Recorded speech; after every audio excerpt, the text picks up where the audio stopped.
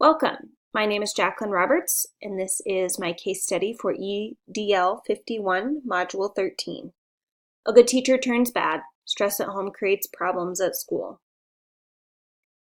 So what do I know? In a rural elementary school, Mrs. Wilson is in her first year of principalship and is cautious of not rocking the boat. Mrs. Wilson knows that the school is supported and well liked by the parents and the community, and students generally test above average. Mrs. Horton is a veteran first grade teacher who has formerly been nominated Teacher of the Year. However, Mrs. Wilson in her third year notices a change in Mrs. Horton. Mrs. Horton becomes argumentative and defensive with staff. Additionally, the principal received letters and phone calls from parents concerned about their students in Mrs. Horton's class. Complaints included that Mrs. Horton was verbally abusive to their children, arrived late, and refused to hold conferences with parents. Mrs. Wilson was eventually informed by the superintendent that several parents had reported their concerns to him or her. A parent of a student in Mrs. Horton's class finally concluded that his child should be moved to a different classroom for the remainder of the year. Mrs. Wilson decided to hold a conference with Mrs. Horton, the parent, and herself. During the conference, Mrs. Horton interrupted the parent, shouting that he was lying. At this point, Mrs. Wilson ends the conference and tells the parent that his child placement would receive immediate attention. So what do we need to know?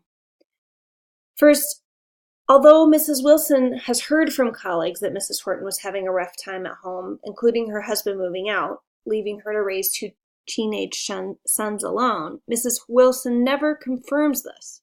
I would need to know if Mrs. Horton requires support in this area.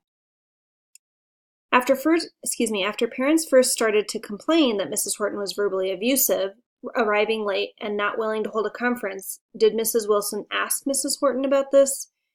It would be best to go directly to the source and, without accusing, let Mrs. Horton know about the complaints and let her respond. Within the school, what professional development or supports are available to Mrs. Horton and Mrs. Wilson in this instance? For example, does Mrs. Horton need professional development around classroom management versus behavior management? Or does Mrs. Wilson have access to a mentor that could offer guidance during this difficult situation? Last, I would want to be aware of any possible legal issues regarding Mrs. Horton's behavior, as well as any union policies that I would need to be sure and follow in regards to handling this circumstance with Mrs. Horton. Then to identify the problem. Ultimately, the problem and concern comes down to students' social emotional well-being as well as their academic success. Of course, Mrs. Horton's social emotional well-being is of concern as well. Additionally, a negative school and community culture could be a concern. So how do I repair the school culture to what it was before if it is broken, and how do I build trust with the community again? So the plan of action. If I were Mrs. Wilson, the principal, in this situation, I would take the following steps to fix the problem. First, I would immediately meet with Mrs. Horton, finding a staff member to cover her class if necessary, following the conference with the parent. I would allow her to talk first, but let her know that her behavior is unacceptable and must change. I would also be explicit about my expectations for staff behavior. Secondly, I would offer district employee counseling services and ask if she would like to take the day off to seek assistance. Next, I would contact my mentors, superintendent, or other principals in the district to ask for advice. And finally, it would require that Mrs. Horton was put on an improvement plan. So now, what would the plan of action be that ensures student success? I would want to bring in social emotional support to the classroom, regaining students' trust and their feeling of safety. That's extremely important. I would want to meet with concerned parents as well. I would let Mrs. Horton know that I would be frequently visiting her classroom and conducting formal and informal observations. I would be positive with her and reassure her that I know what a wonderful teacher she is, that I have witnessed it personally and know that she has previously been nominated for Teacher of the Year. So the classroom visits would be to support her and students.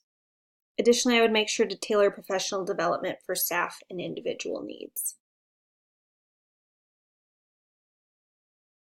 So thoughts. As I was responding to this problem, I kept thinking it did not need to get to this point. Staff should feel supported. Open communication and trust should have been built from the beginning. Show empathy for Mrs. Horton. Furthermore, Mrs. Wilson should have gone directly to Mrs. Horton when she noticed changes in her behavior. Or when Mrs. Horton became argumentative at staff meetings, follow up with her and offer modifications or solutions to her concerns. Or even after the first parent complaint, offer assistance to Mrs. Horton. But in order to do that, Mrs. Wilson would have needed to talk directly to her. I also thought to myself that I would have met with Mrs. Horton one-on-one prior to them meeting with a disgruntled parent. There should be open communication with staff. Finally, a question I had was what decision was made around the disgruntled parent student? Did she stay in Mrs. Horton's class or move? So how did you as an educational leader promote the academic success of every student by enhancing instructional capacity? First, by using this as an opportunity to provide professional development. Second, by conducting formal and informal observations that of course include the observation cycle. So after observations, post-observation conferences would include open dialogue and growth-producing feedback and praise. And third, helping to build relationships between students and staff. The second question, how did you as an educational leader promote personal well-being of every student by enhancing instructional capacity? First, by providing social emotional support in the classroom. Second, by meeting with concerned parents. And third, by providing social emotional support to Mrs. Horton. The third question, how do you as the school leader enhance instructional capacity?